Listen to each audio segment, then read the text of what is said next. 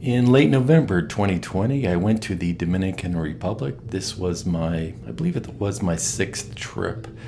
I went to Santo Domingo for 2 weeks, and then I took an Uber, about a 45-hour-minute drive to a city of about maybe 125,000 people, not far from Santo Domingo, called San Pedro de Macorís. I knew before my trip that there was going to be in Spanish it's called un toque de queda. It's a curfew. And when I was there, it was from 9 at night till 5 in the morning on weekdays and 7 till 5 on weekends. And I think it has recently been changed to be 7 to 5 every day.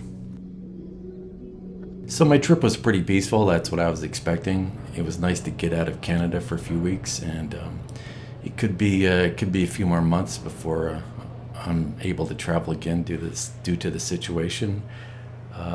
Did have a couple problems. One of them was, I work online, so I need to work when I'm traveling. I need to work for at least 3 or 4 hours a day on my laptop.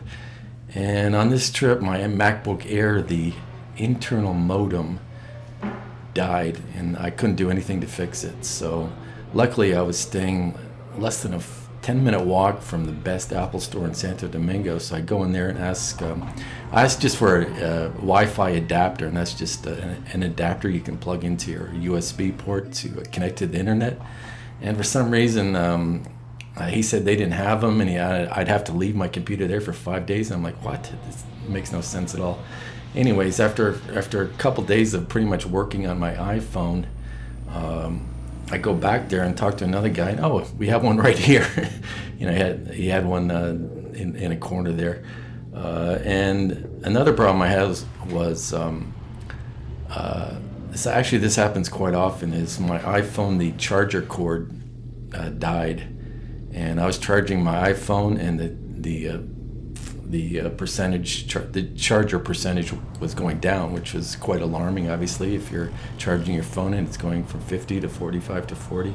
So again, I just went back to the store and bought a charger.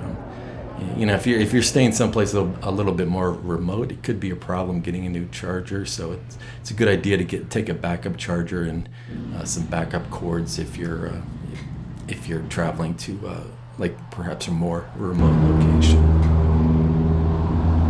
I stayed in an area called Piantini, which is one of the more upscale areas. It was a kind of quiet, peaceful, dead-end street. I stayed in an Airbnb apartment as usual. And obviously there was a lot of places closed. Most of the stores were closed. A lot of restaurants were takeout only. There was no nightlife, which was a bit of a shame, because the area I was in, I noticed a lot of bars and clubs that probably would have been nice to go to, but when you have a curfew, that's not going to happen.